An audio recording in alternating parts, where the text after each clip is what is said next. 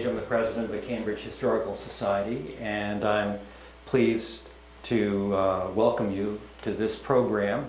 We're very happy to once again have Howard Coffin here as our speaker. Howard's been here several times before, speaking on various topics, generally having to do with around the Civil War period, except the last one was 1800 and froze to death, which predates the Civil War, so he's got far-ranging interests.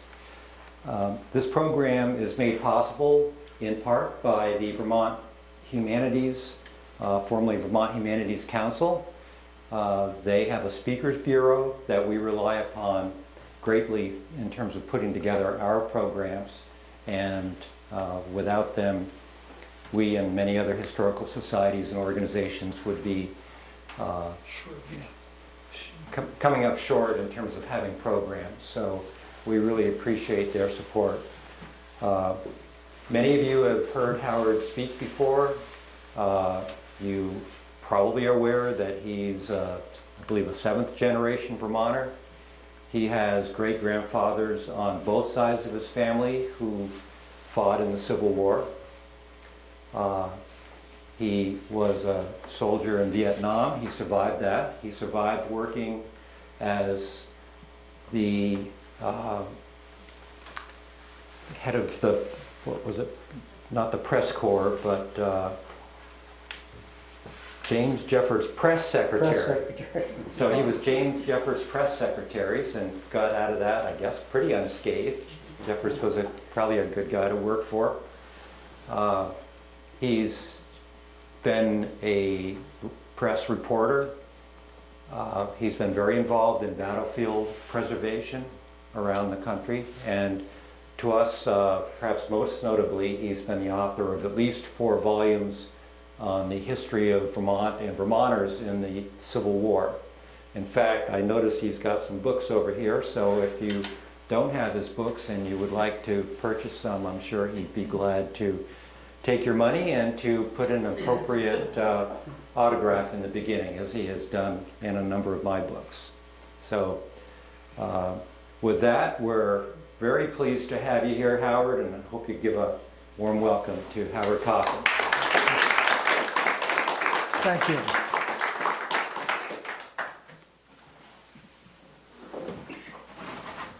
Well, I don't know how much you heard. I just forgot that that microphone was on.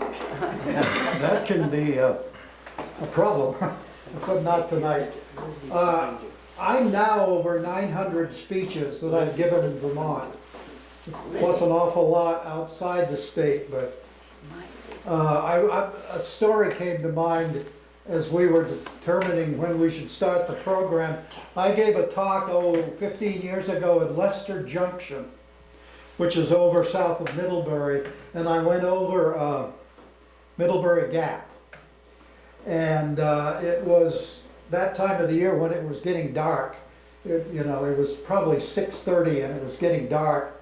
And I got to the top of the gap and it was the biggest moose I've ever seen, standing in the road, and he wouldn't move. And a line of cars built up behind me, and I sat there 15, 20 minutes. Finally, I got out of the car, and I walked toward him, which isn't smart, and I hollered at him, and he moved. But I was 20, 25 minutes late getting to Leicester Junction. I had never spoken there, and I pulled up to the Grange Hall, and there was a pile of people, of cars there, and there were people going in, and a few people going in, but obviously I was at a big crowd, and I was 25 minutes late, and I got out of the car, got my stuff, and I saw an elderly lady coming down the steps with her, I think her daughter, and she was walking toward me, and the first words I heard out of her mouth, and pardon my French, well, didn't show up after all. I said, here's the, and she smiled and we went in together. And it worked out. But you never know. I always go early now. When I was a kid, I grew up in Woodstock, Vermont, a poor kid. My mother was a farm girl from South Pomfret, and we always went to South Pomfret every year for the hunt supper. which was held at the Grange Hall. What happened every summer was the men in Pomfret and would gather and choose teams, 50-man teams. And they would have one day of hunting squirrels. And whichever team got the most squirrels had to cook dinner 2 weeks later at the Grange Hall. Of course, they got their wives to do it, but it was an incredible supper. And I mean, those farm people could cook. My mother was a farm girl, I know. But I'll never forget being at my grandmother's house, and my uncle Alan was on one of those teams. And late in the afternoon, he drove up into the driveway, and he got out of the car and he reached in the back seat and he brought out a paper bag this big and he dumped it on the lawn, and there must have been 200 squirrels in there. It was awful. It was a slaughter. I don't know how there are any squirrels left anywhere near Pomfret. You know, mostly red squirrels, and they did bother the, you know, barns and so forth, but my God. But the reason I tell you that story is to tell you that Vermont, of course, was a shooting state. I mean, that was back in the era before television, and people hunted. They hunted all the time, and Vermonters had something of a reputation, it seems to me, for being pretty good shots.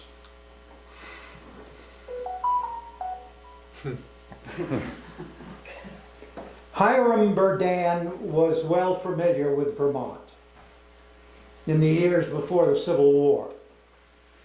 He married a lady from West Lebanon, New Hampshire, which of course is just across the river from White River Junction. Berdan was 38 when the war began, living comfortably on Long Island. He was already famous and very, very rich. He was a well-known inventor and engineer. Among the things he held patents on was a process for separating gold from ore, something that's still used today, a collapsible lifeboat, a method of accelerating bread production that was used to produce bread and hardtack for the soldiers, a twin propeller submarine, and a repeating firearm known as the Berdan rifle. That last was not surprising because from 1846 until 1861, Hiram Berdan was the marksmanship champion of the whole country, widely known as the best shot in America. And when the Civil War began, guess what? He had an idea. Or at least he said it was his own idea. Some people doubt it. By that time, he had made many powerful friends, so he thought nothing of sending a letter to Abraham Lincoln, who had just become president, asking that he be allowed to form a new kind of military unit, a regiment made up of the finest marksmen in the North. Berdan's plan was to find the best of the best sharpshooters and have them operate back behind the front lines. As we shall see, there may have been some self-preservation in that idea. The plan was to have these sharpshooters back from the front lines pick off Confederate officers in their command positions back from the front. Lincoln liked the idea and ran it by the head of the Army, Winfield Scott. And Scott said no. He said too many bullets would be wasted, because Berdan had thought that they would use breech-loading rifles that fired, you know, you could probably load with 6 bullets. Wasteful of ammunition, said Scott. But Lincoln overruled Scott, gave the go-ahead to Berdan, calling his idea patriotic and original. Berdan was authorized to form 2 regiments of sharpshooters. The 1st United States Sharpshooters and the 2nd United States Sharpshooters. He would be in overall command, a colonel. Vermont would form a company to serve in the 1st Regiment, Company F, commanded by Edmund Weston of Randolph. A company, 100 men. A regiment, about 1,000 men. Say it now. The sharpshooter capital of Vermont was Randolph. If you draw lines from the four corners of the state, they cross at Randolph. Randolph Center, to be exact. The geographic center of Vermont. Like the bullseye on a target. To West Randolph came the first, West Randolph, by the way, is what we today call Randolph, the big town. To West Randolph came the first Vermont company of sharpshooters. Randolph was the home of a man named Homer Stoughton, a railroad man, and I think he was the moving force behind it becoming the sharpshooter place. I don't know that much about Stoughton, except that he was said to be a heck of a shot. Soon, William Y.W. Ripley would be the dominant force in Company F and the entire 1st Sharpshooter Regiment. Ripley was from Rutland. Like his brother Edward, a born commander. The Ripleys were of a rich and well-known family that owned hotels in New York City. William's brother was Edward Hastings Ripley, who commanded the 9th Vermont Regiment and later a brigade in the Army of the James. He led the first Union troops to enter Richmond. He also warned Lincoln a week before his assassination that somebody was trying to kill him. And we don't know all the details of that story, sadly. Ripley's sister was Julia Dorr, a famous poet of the day. William came into the sharpshooters as a lieutenant colonel. He was a crack shot. William Ripley wrote, very soon after the outbreak of the war for the Union, it became painfully apparent that the rank and file of the Confederate armies were the superiors of their northern antagonists in the use of arms. Recruited mainly from the rural districts, their armies were composed mainly of men who had been trained in the skillful use of the rifle in that most perfect school, the field and forest, in the pursuit of game so abundant in those sparsely settled districts.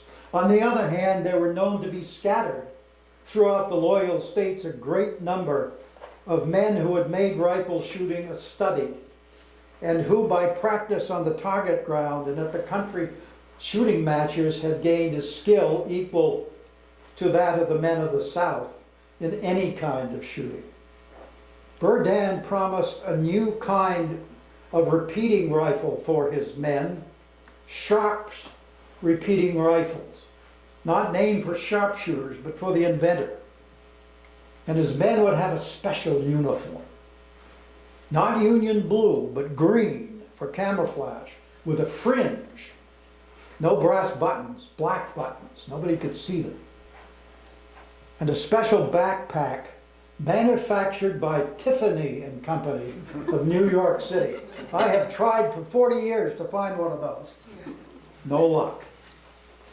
If anybody knows, I'm still after it. But as the war progressed, many sharpshooters sought standard blue uniforms. They found out that in green they stood out too well when they were in a group of other soldiers, you know. They were giving themselves away. The Confederates also had, of course, sharpshooters. Vermont lads found the whole package very appealing. The uniforms, the promised guns. Sharpshooter trials were held in several Vermont communities throughout the state to find men qualified. And subsequently, for the first company, and then there would be two more. Riflemen flocked to these trials. I know that trials took place in Randolph, of course, and in Woodstock, Bennington, Rutland, Bethel, Burlington. I'm sure there were some around here. Hear this first-hand account of a trial which happened a little later in the war, but they mostly didn't change. August 11th, 1862, Captain Homer Stoughton held a trial at the park in the center of the village of Bethel. Charles Fairbanks was 15 years old, and he badgered his father until his father finally let him go from the farm across the White River over into the village for the trial. This is the way he remembered it. What a day. I must confess it was with fear and almost trembling that I took the rifle in hand to determine whether or not I was fit for the sharpshooters. There was a large crowd of townspeople present who seemed to be about evenly divided on my going to war on account of my age.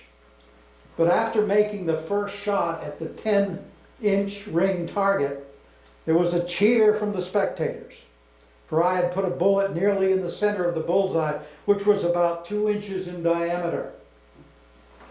The remaining 9 shots were put inside the ring, with a cheer from the crowd after each shot. After Fairbanks qualified, he waded the White River and ran home to his farm, told his father, who immediately went into tears and nodded and signed a permission for him to enlist at 15. Each competitor at these trials got 10 shots, shooting unsupported. None of this.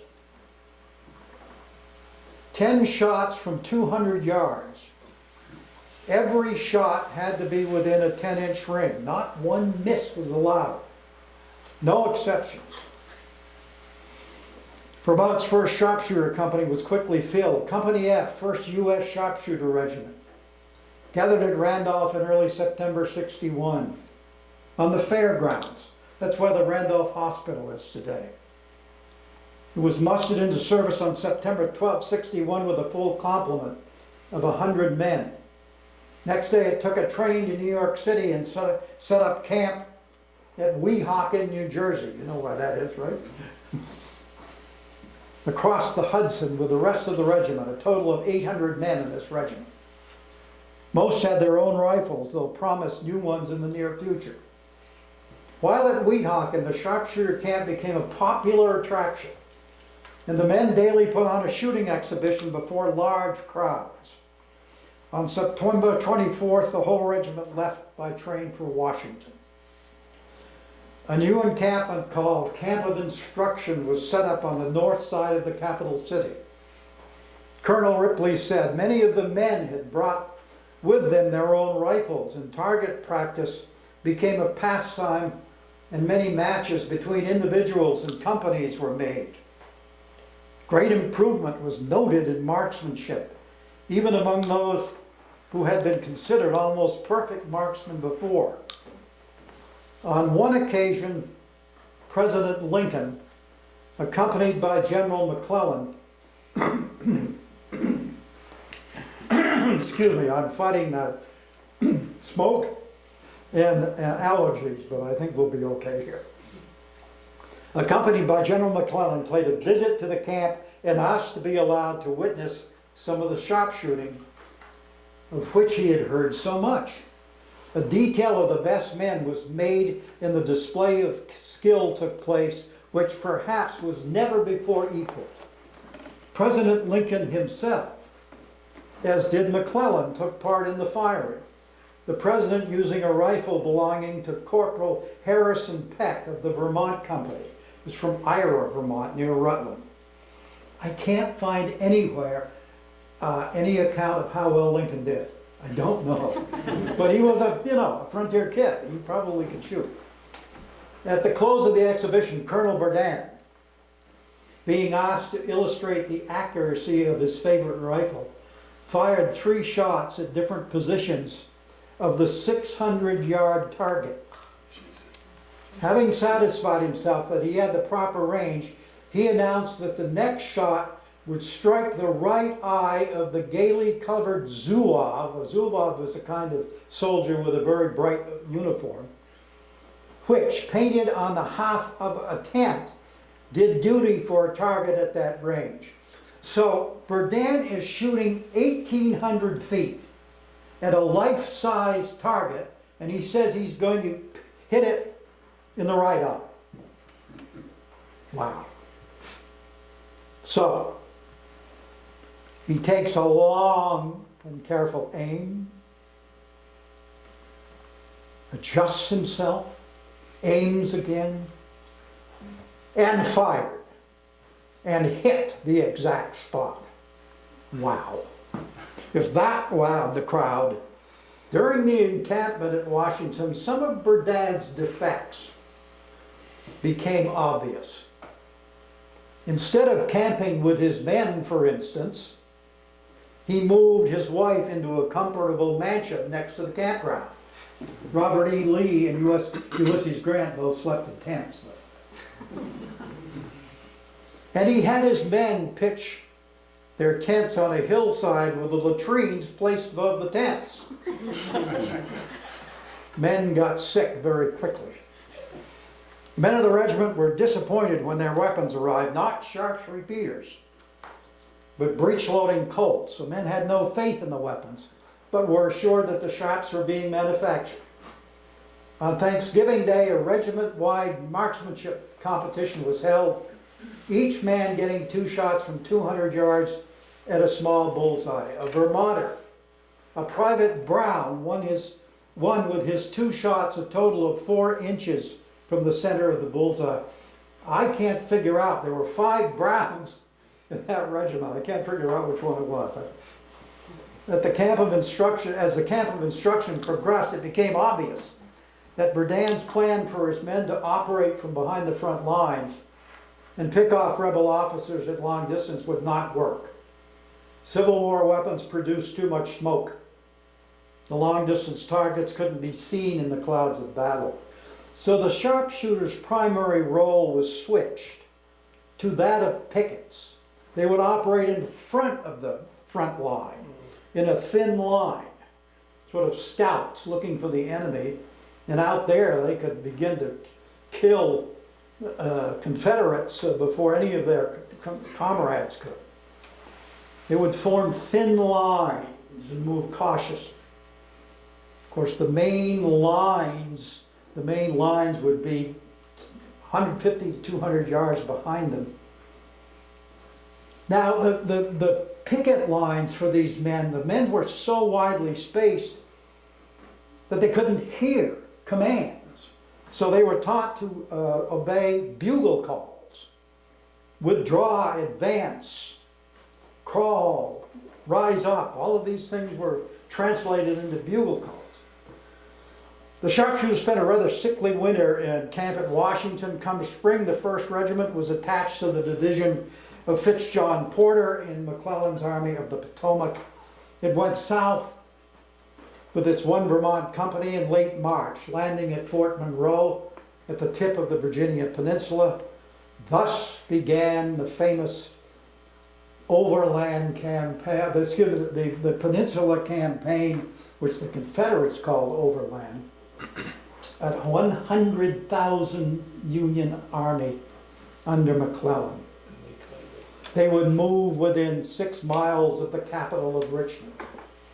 Some of the first fighting occurred in the old entrenchments around Yorktown, the old Revolutionary War entrenchments. Now the Sharps rifles arrived with telescopic sights. Fighting from the trenches at Yorktown, the first sharpshooters, in their first exchange with the Confederates, cleared a 1,000-yard stretch of Confederate earthworks. They were so good. It was said, now, there's a legend that goes with the Vermonters, that while they were fighting at Yorktown, a Confederate cannon was brought up to the front lines behind an earthwork and was raising hell in the Union positions. And the Vermonters began to shoot at the top of the earthwork until enough dirt had gone into the muzzle of the cannon so it exploded. I've only read 2 accounts of that, but one day Colonel Ripley, there was a siege, you see, at Yorktown. It lasted a couple of weeks. Colonel Ripley watched as a New Hampshire soldier was gunned down from long distance by a Confederate sharpshooter. Ripley was standing by the corner of a house. He leaped out, grabbed the poor man's rifle, got back behind the corner of the building, peeked out quickly to see where that Confederate was, and then quickly leaned out and killed the man. But that Confederate got a shot off before he was hit. and it hit the corner of that house, 2 inches from Ripley. That's how good these people were. Whew. I might add here that the great American artist Winslow Homer's first oil painting was one called Sharpshooter. Here's a print of it right here.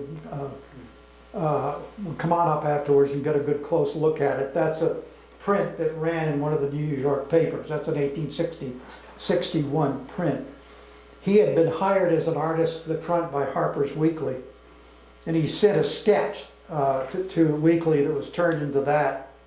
Years later, Homer recalled that seeing the sharpshooter in the tree struck him, quote, as being as near murder as anything I could think of in connection with the army. It's a fact that soldiers in the Union and Confederate armies hated the sharpshooters. Not just hated Confederate sharpshooters, the opposite side, they didn't even like their own sharpshooters. They thought it wasn't fair. The commencement of the campaign was slowly moving on Richmond as the Confederates under Joe Johnson gave ground. The first big battle occurred 10 miles from Richmond and Johnson was wounded. Johnson later said it was the best shot the Confederates got in the whole war because Jefferson Davis put his military assistant Robert E. Lee in charge in Johnson's place. Lee had been known as the King of Spades for digging trenches around Richmond. That was not what he turned out to be. Lee struck along the Chickahominy River and thus began a solid week of fighting, a series of battles known as the 7 Days. During the heavy fighting, Berdan began to disappear.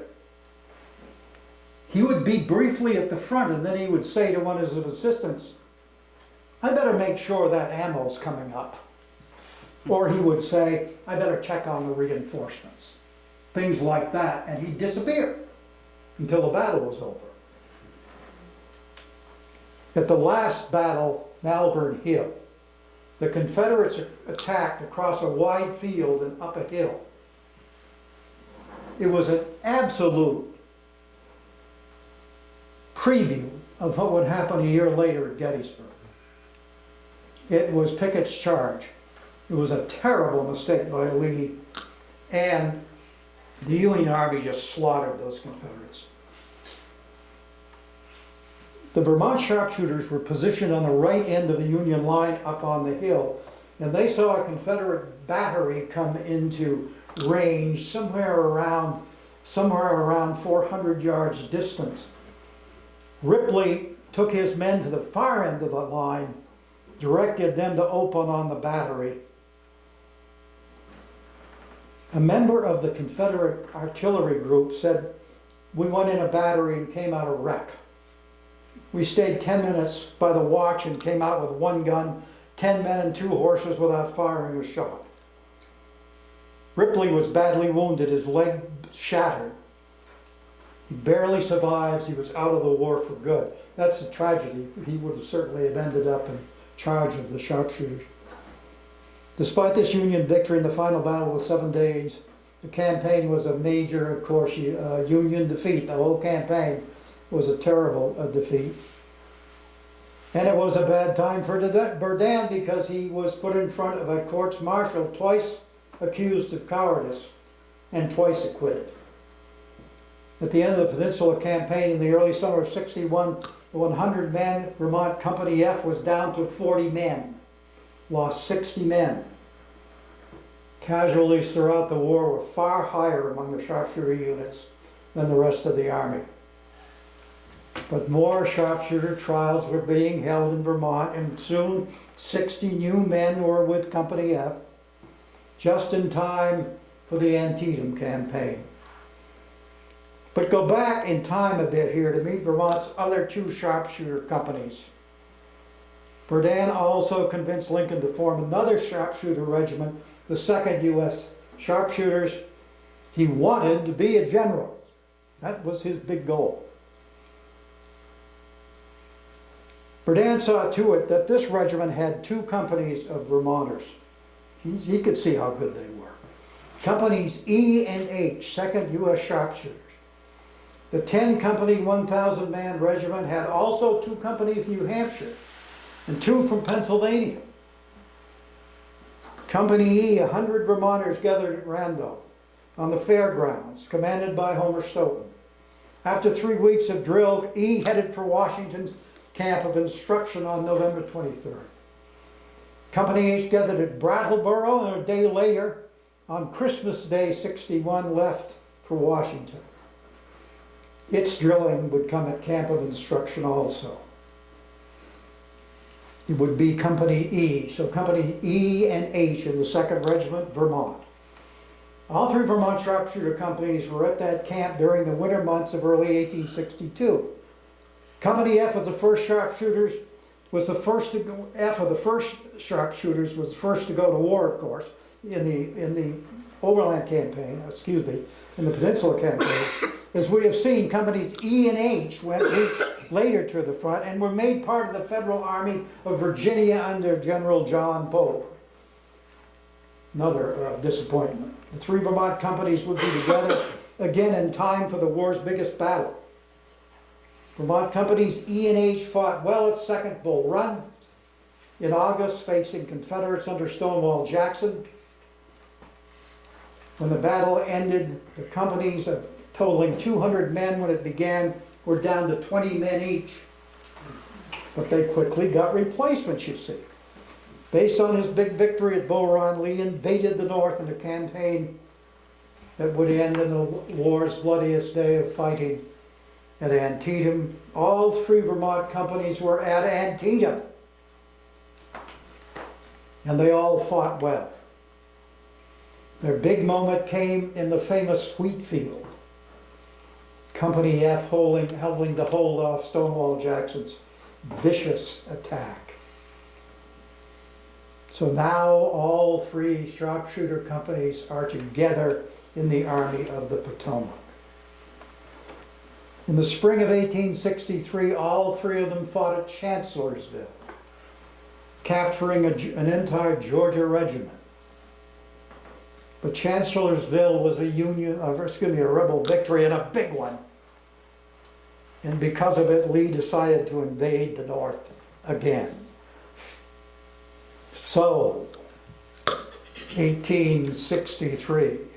What have we got coming up here this summer? The 160th of Gettysburg. It's also the 100th anniversary this summer, totally off the record, of Calvin Coolidge's swearing in at Plymouth Notch. I just did a speech on that last weekend. And I think, I remember that when we reenacted that swearing in 25 years ago, Coolidge's son John was there. He was 94 and he portrayed his father. It was wonderful. What am I doing? Let's get back on. In early June, Lee took his army west, over the Blue Ridge and into the Shenandoah Valley. Then he returned north all the way to southern Pennsylvania. On June 24th, Homer Stoughton was made a lieutenant colonel, in effect commanding the 2nd Regiment of U.S. Sharpshooters. Verdun was still in overall command, though he had survived another courts-martial, accused of cowardice. Lee's army and the Army of the Potomac, now under George Meade, collided on July 1st, 1863, around the southern Pennsylvania college town where 9 roads came together. Gettysburg. If you're going to take 2 massive armies into southern Pennsylvania, you almost have to collide at Gettysburg with all those roads coming in there. It's a town made for a battle. So the 1st of July, 1863 begins the most important battle of the Civil War. The fighting commenced early on the morning of July 1st, with only about 2,000 Union troops occupying Gettysburg. The cavalry under John Buford. Advancing from the west were 10,000 infantry under Lee's favorite infantry commander now that Jackson is gone, Ambrose Powell Hill, A.P. Hill. The battle began at about 8 a.m. and it quickly became desperate for the Union. It is a somewhat complex battle. Gettysburg. All those roads come together. Here is Buford and his cavalry to the west. You can't see, can you? Okay. No. Here come the Confederates. Buford is having a hell of a time holding out here. And just in the nick of time, up the Emmitsburg Road from Maryland comes the First Corps of the Army of the Potomac and extends the line, and Buford is saved. More and more Confederates come in. Now Oliver Otis Howard's 11th Corps arrives and extends the Union line this way. And this is the way the fighting goes, back and forth all through the first day, and the Confederates are winning. Oliver Otis Howard goes into the middle of the village, goes up on the tallest building in Gettysburg, 4 stories I think, and looks at the high ground over here, and has some of his men begin to dig in over here on the high ground on Cemetery Hill. And so at the end of the day, the Union withdraws to the high ground, Cemetery Hill, Colts Hill, and down Cemetery Ridge, and the Confederates occupy Gettysburg, and the battle ends at the end of the first day with a decisive Confederate victory. Is there an eraser there? I have. Do you have anything I can mop that off with? I can use it. Have a tissue here. What's that? Oh, that's it. If that'll do it, that's fine, sure. Thank you. Erasing Picasso here. I did this talk last fall, and I did it on my maps on paper, and there was a little kid that came up and crouched by my maps, and every time I'd finish with one, he'd grab it and run back and take it to his mother. I thought that was cute. So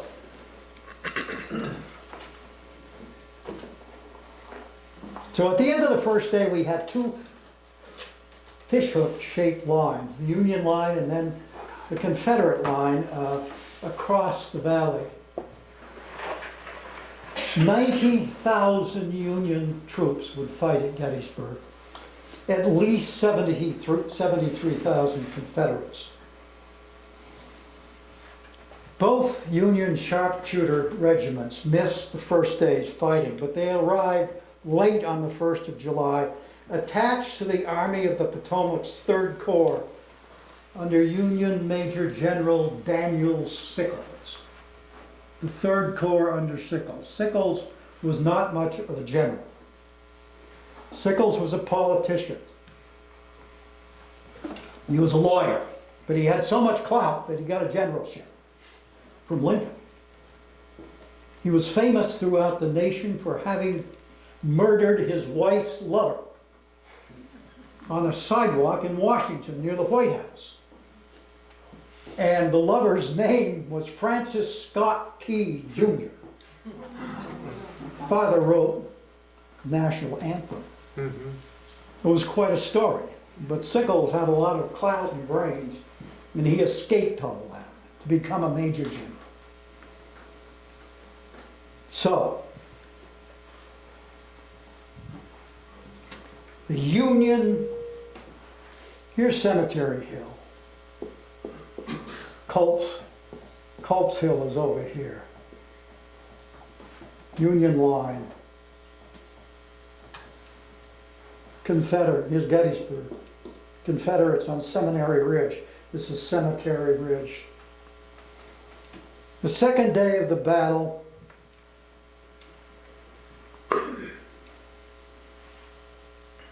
George Gordon Meade is in charge, and he tells his commanders to hold this line.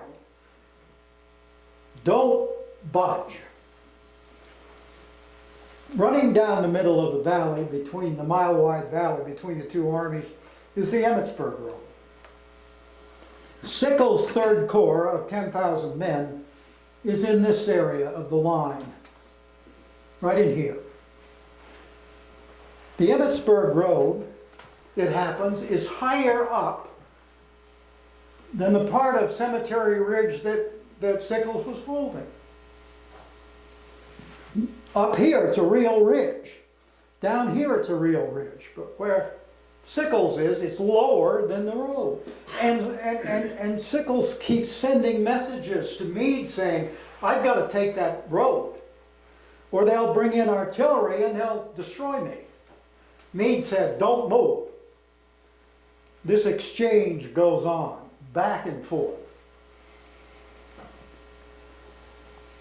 In the middle of the morning, Sickles orders Berdan to make a scout to his front.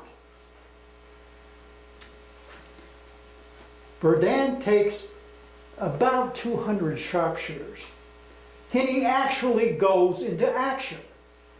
Why? I think it's because Sickles was watching it. And he takes his men out to the Emmitsburg Road, turns south, turns west, and turns north. And there's woods up here. And in that woods is the southern end of the Confederate line on Seminary Ridge. Berdan doesn't know they're in there.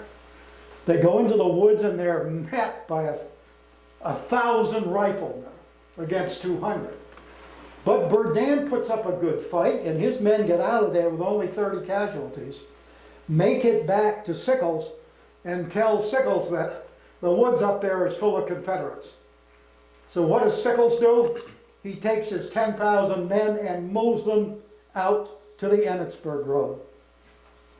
So what do we have now? A great bump in the Union line.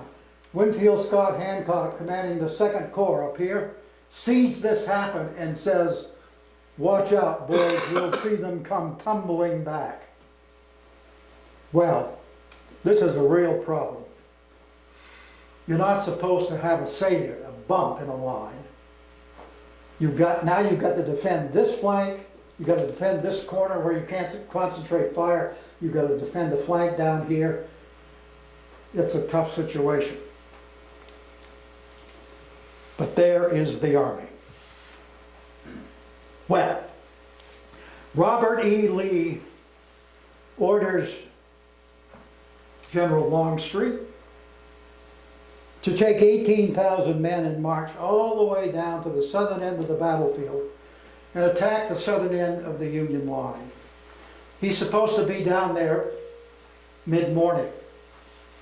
He won't get there till mid-afternoon because he discovers that over here on the round tops there are Union troops who can see his marching column when he goes up over a ridge here.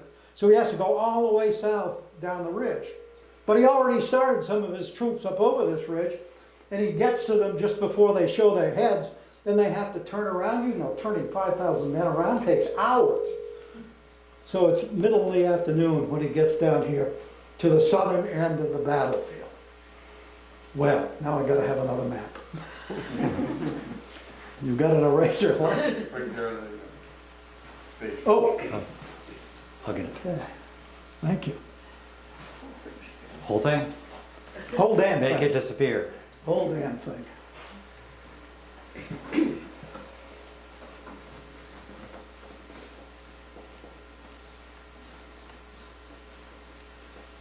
Clear. Thank you very much. Well,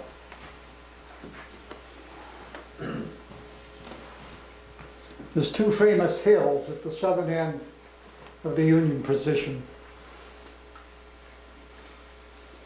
Round Top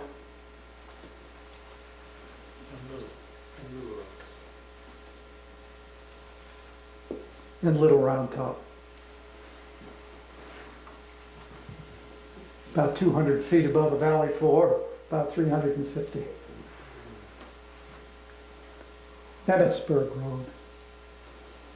Long Street is in this area.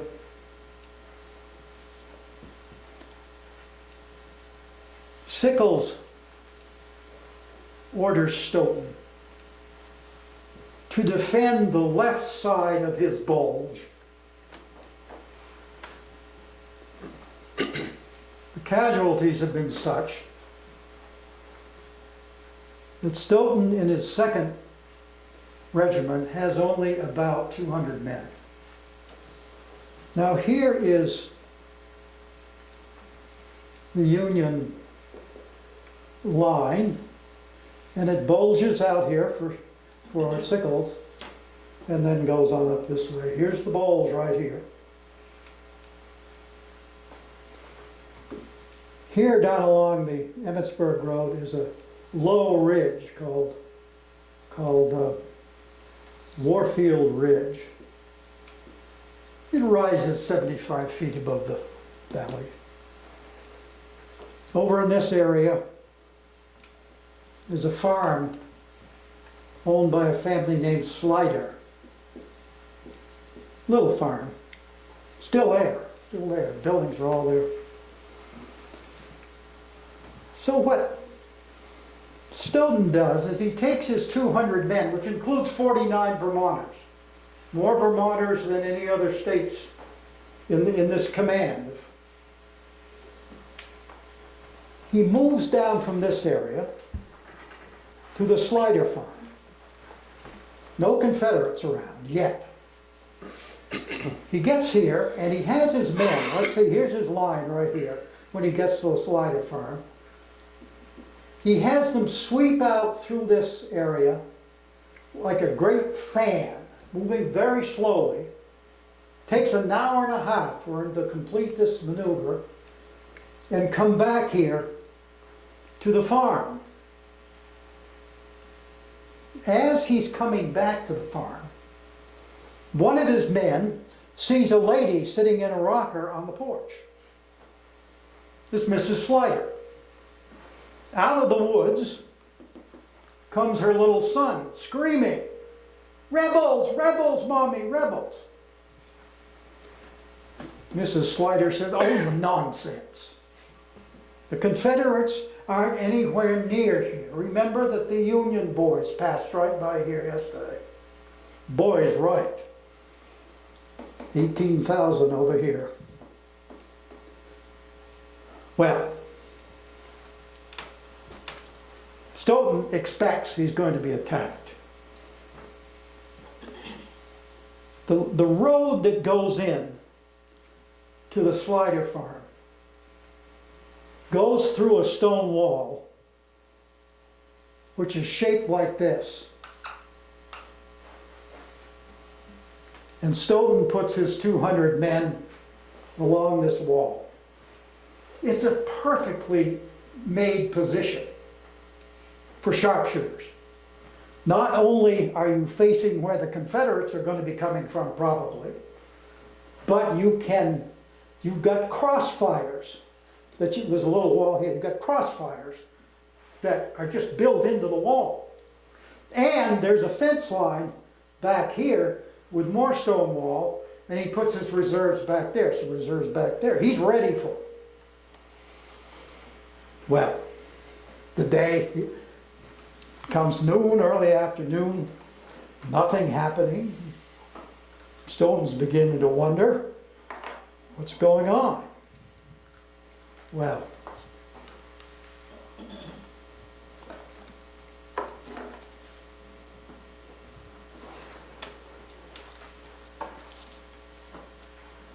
Longstreet arrives out of sight of the sharpshooters.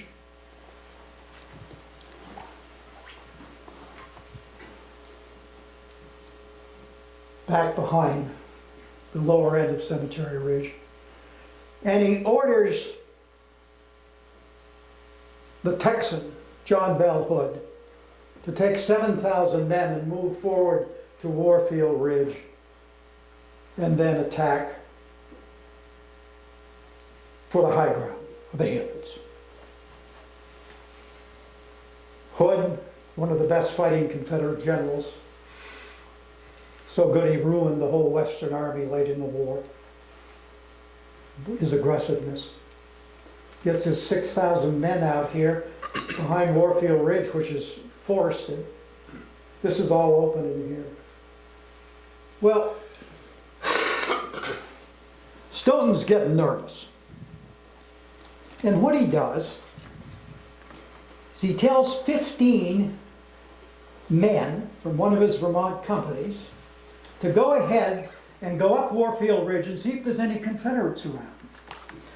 One of those 15 happens to be the Fairbanks boy that passed his test down at Bethel and then ran across the river. Remember him? Well, the 15 men, let's see, what's the best way to slide it right here. Here's those walls right in here, and here's the fence behind it. So, Stoughton sends his men up Warfield Ridge, his 15 men. They crest the ridge, and right in front of those 15 men are 7,000 Confederates. 5 of those men, Vermonters, are instantly captured, including young Fairbanks. They are taken, the rest of the sharpshooters run like hell and come back and tell Stoughton, whoa, here they come. The 5 prisoners are taken in front of Confederate General Evander Law. And he asks them, what are they doing? What unit are they part of? And they won't talk. Except to say, we're sharpshooters. And that was the best thing they could have said, because Law knew that Union sharpshooters operated in advance of heavy Union lines. So he said, well, if the sharpshooters over there, there's got to be a heavy Union battle line over there. So that slows everything down.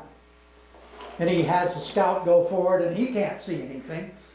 So anyway, he finally says, all right, Hood, you advance. John Bell Hood sends his skirmishers down from Warfield Ridge, and their skirmish line is ripped to pieces by the Vermonters. They fire the first shots. There's an instant retreat. A second skirmish line comes down from the ridge and meets the same fate.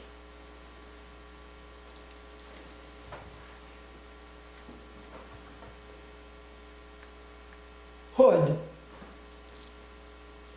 meets quickly with Longstreet and says, this doesn't look good. What we need to do is give up this frontal attack and go around Round Top and take them from behind. Nothing doing, says Longstreet. I'm following Lee's orders. Longstreet won't budge. So now Hood orders 7,000 men to their feet, and they come over Warfield Ridge with drums beating. These are some of the best soldiers in the Confederacy. Waiting down there are less than 200 sharpshooters. They come over the crest. The sharpshooters hit them again, but all they're Texans now, and now they just come a-running. And the smoke gets heavy suddenly, and the Texans reach that stone wall, that jagged stone wall, leap over it to bayonet. The sharpshooters, nobody there. Where the hell did they go? So they keep pushing, and they go past that wall, and they come to that fence with another wall, leap over that with their bayonets, nobody there. Stoughton had gotten them out of there just in time. And he had withdrawn his men through the field. Now there's rocks and trees and all kinds of places where a sharpshooter can get shelter. And then he tells his men to get up on Round Top, head for Little Round Top. The Vermonters head for Little Round Top. And all the while they're shooting, and the Confederates come, you know, past the Slider house. They can't see anybody, but they're falling dead. They can't see anybody. A man that the sharpshooters found, a rebel casualty the sharpshooters found, said, "My God, I've never seen such shooting. How do you do it?" before he died. Well, the Vermonters find themselves fighting two Alabama regiments, the 15th and 47th Alabama. They're headed for Big Round Top and Little Round Top, under the command of a Colonel James Oates. 750 men against now about 150 sharpshooters. Well, Oates makes a key decision. I have to capture those two hills. If I don't, those sharpshooters, as I go by them, are going to murder me. And what I really want is Little Round Top, the anchor of the Union line. Now just let's step back just a little bit here in the story of the second day. The Union line was supposed to be anchored on Little Round Top, a bare, rocky hill, perfect for artillery. But somebody screwed up and no Union troops were on Little Round Top. And in the middle of the afternoon, Gouverneur Warren, a general and an engineer, comes down to look at the southern end of the line and sees there's no troops on Little Round Top. My God, he says, he can see Confederates advancing. And he goes and finds the nearest brigade he can find over in this area and rushes them up onto Little Round Top to form a line like this. And way at the end of this line, in the key position, the 20th Maine under Joshua Lawrence Chamberlain. If you've seen the movie Gettysburg, that's what it's all about. Chamberlain gets them there just in time. Meanwhile, the Oates' Alabamians finally take Round Top and turn and head for Little Round Top. But some of the sharpshooters go down in here to get out of the way, and others, including the Vermonters, go over here and join one of the regiments of the 20th Maine. And down the hill comes Oates and launches an attack on Little Round Top, which, if successful, will destroy the entire Union line because the Confederates will put artillery up here, and that could be it. The Joshua Lawrence Chamberlain's 20th Maine drives them back. They come on again, up the hill, and they're driven back.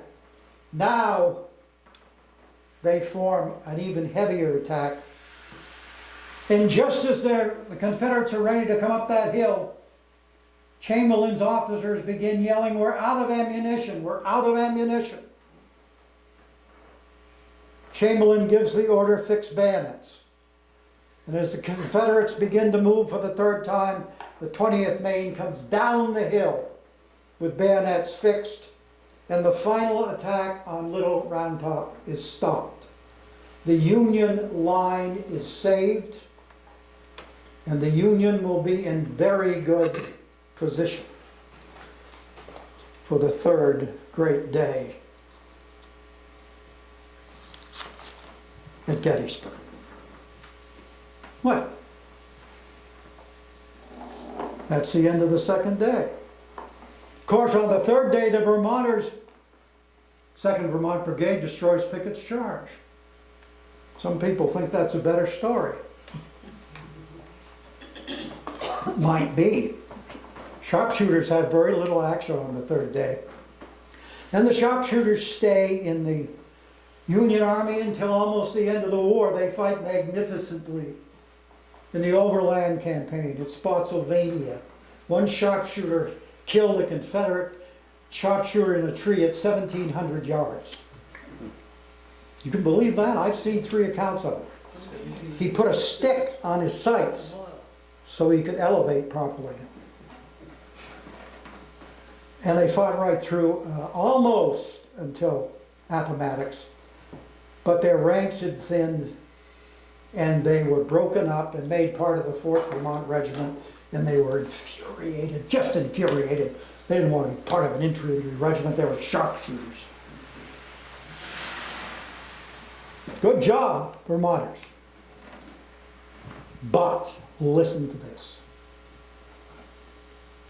Years after the war, 15, 20 years after the war, we don't know for sure, Homer Stoughton went to a reunion, a Civil War reunion. We think it was at Gettysburg.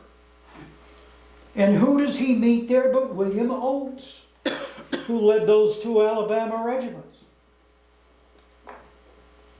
And they made friends. Had a great time. Stoughton gets home and he gets a letter from Oates. Listen, the great service which you and your command did was, first, in changing my direction. And see, they were going to go right for Round Top, for Little Round Top. But he decided they had to get Big Round Top first. Changing my direction and drawing my regiment in the 47th Alabama away from the point of attack. You drew off and delayed this force of over 1,000 men from falling on the Union left. Round Top, Little Round Top. And but for the service on your part, I am confident that we would have swept away the Union line and captured Little Round Top, which would have won the battle for us. You and your command deserve a monument for turning the tide in favor of the Union cause. Whoa! Listen to this. In 1895, Oates wrote to Joshua Lawrence Chamberlain, if Stoughton had not been where he was to lead me off up that mountain, and had not gone right up the southern rugged face and right up over the top of it, I would have found the Union left an hour earlier than I did, and I would have taken Little Round Top, which would have terminated the Battle of Gettysburg. When the war ended, 620 Vermonters had served in the Sharpshooters, more than from any other state, not a per capita basis, from any other state. Of course, today, Vermonters are credited with the victory at Cedar Creek and stopping Pickett's charge. But maybe they were also to credit for stopping the attack on Little Round Top. After all, Oates said it. That hour when he was futzing around with Big Round Top, that's when Joshua Lawrence Chamberlain discovered there was nobody there and rushed Chamberlain and the others of that brigade up there. Maybe the second day at Gettysburg, Vermont is as important as the third day. I've got a young kid that lives in Calais who says he's going to write a Civil War book, and he's got the brains. And I'm assigning him this. If he can come out with his first book on that, he might be able to make more money than I did. That wouldn't be hard. But it is absolutely astonishing, this thought, that the second day might have been also Vermont's. Now, one more thing I want to point out. What did John Bell Hood want to do? He wanted not to go up against the high ground, but to go down around the southern end of the Union line. Good idea. And come up the backside and take the Union line from the rear and just destroy it. It's a good idea. And, you know, you can't go to Gettysburg today without getting into an argument about who was right. The thing they never mention is, there's a road that goes from here between the Round Tops. And after you pass through the Round Tops, there's flat fields out here. And stationed along that road were 2,700 members of the 1st Vermont Brigade. And if John Bell Hood was gonna do what he said he did, first he was gonna have to kill 2,700 Vermonters. I don't think that's possible. Anyway, there's a monument there today. There's a monument there of a lion just waking up. One paw in the air. Something's wrong here, you see. I think it, like my monument at the Wilderness, is based on Le Coeur de Lion, camel's hump. So, maybe we one day too, and if they had gone around the south end, maybe, we would have stopped them there too. Just quickly, as a footnote, 620 Vermonters served, 117 died, 133 were wounded. That's 250 casualties. That's a percentage, over 40%. Heavy casualties in the Civil War for a unit, 15%. It's an extraordinary record. Thank you for listening. Thank you.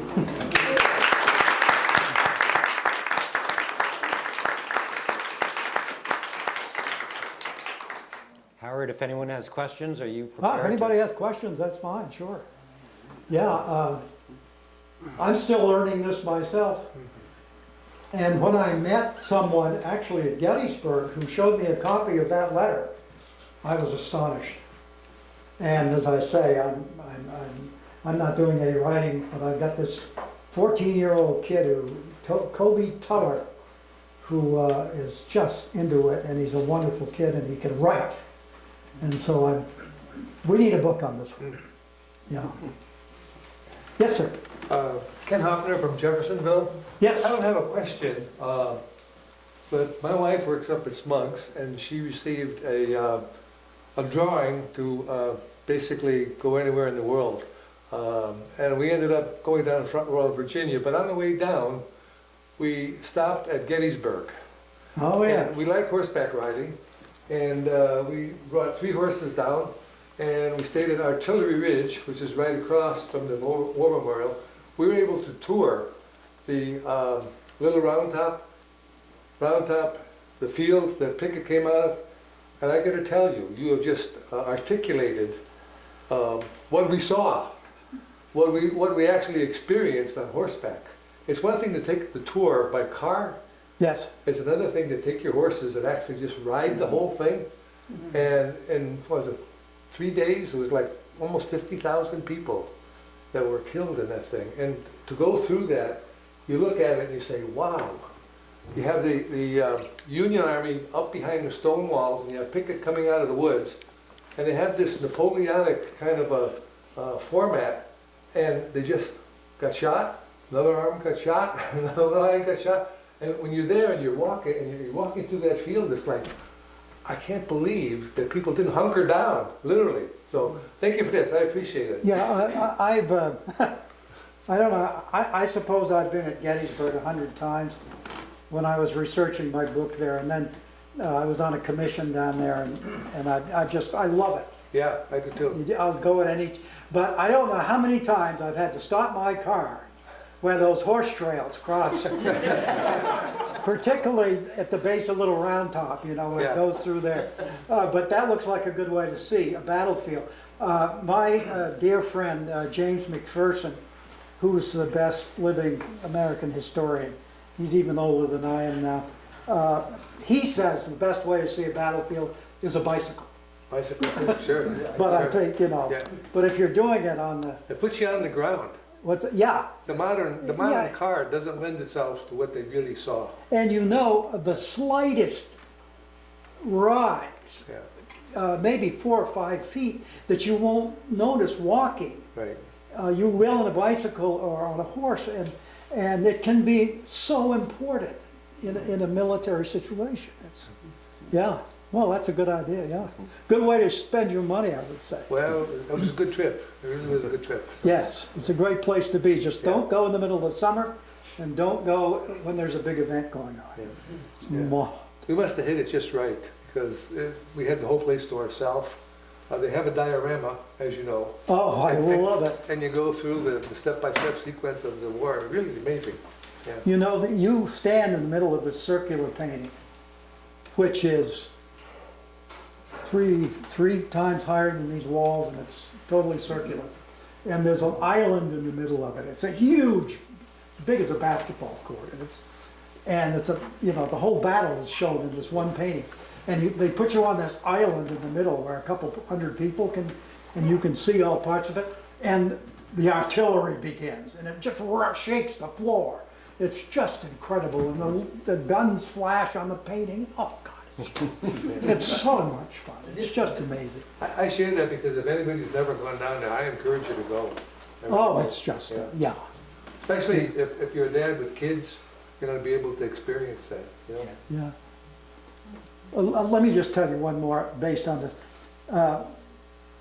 I spoke at the 150th at the visitor center, and my wife was with me. She died 8 years ago.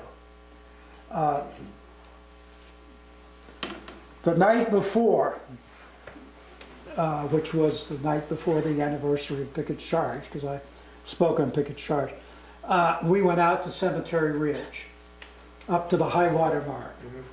And it was a beautiful night. There must have been 1,000 people there. There were kids running around, you know, and then, boom, boom, thunder. And everybody quieted down. And the thunder never got very loud, but it was off in the mountains. It was like distant gunfire. And as the moon came up, it was a magical glow on the whole battlefield. It was really strange. And then a little girl up by the clump of trees, the attack that Lee launched across at Pickett's Charge was aimed at a clump of trees, and that's still there. They preserve it. And there was a little girl, probably 4 years old, and she was being quiet, but she was up by that clump of trees, and her mother was maybe 50 yards away. And she yelled, "Mommy, Mommy, look!" And the clump of trees was filled with fireflies. Now, 5 years or so before that, I had been one night on the battlefield at night. I have connections, I can go out at night. And I was standing at the bottom of the ridge that Chamberlain's men came down with their bayonets, and it was almost dark. And I was looking up that ridge, and I saw a firefly, and then another one, and pretty soon there were like 300 fireflies. And they came down that ridge just like Chamberlain's men, and they all milled around me. And then they went off up round top just like Chamberlain's men did. There's something to that. I believe in things like that. Wow. Anyway, battlefields are neat. We got a good one in Vermont, Hubbardton.